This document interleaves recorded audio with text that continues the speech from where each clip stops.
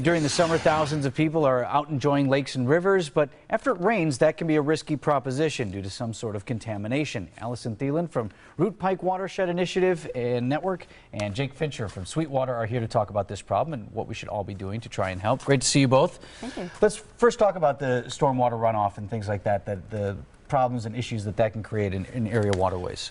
Yeah, well, as Brian said, we may be getting some rain later today. What happens when we have rain is the stormwater, it washes across our property. So it goes across our lawns and our driveways and into the gutters, which lead to the storm sewers. And then it ends up in our rivers and our lakes untreated. And so if people are swimmers and stuff, what sort of problems do they see with that?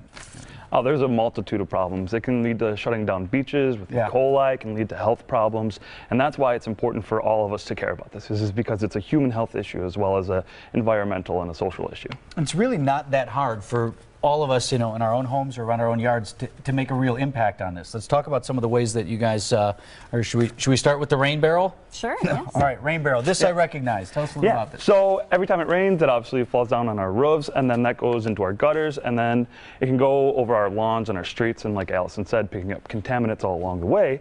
So we can reduce the amount of water flowing over our lawns by capturing it and then letting it out later when it's not raining. And there's other things like rain gardens. Right. All right, and then rain gardens, so you have a whole assortment of plants in here. Yeah, these are all native plants. They're native to our area, and so they'll grow quite well. They'll establish themselves. A rain garden is a depressed garden in your lawn where you, again, would have a downspout leading into it. It would capture the rainwater and infiltrate it into the ground rather than letting it run off, collecting anything from dog poop to fertilizers, pesticides, oil from the car. Which the plants love, but not so good for the water. Right, the plants will filter it out, All right, what else? I know we have a couple of other tips here as well.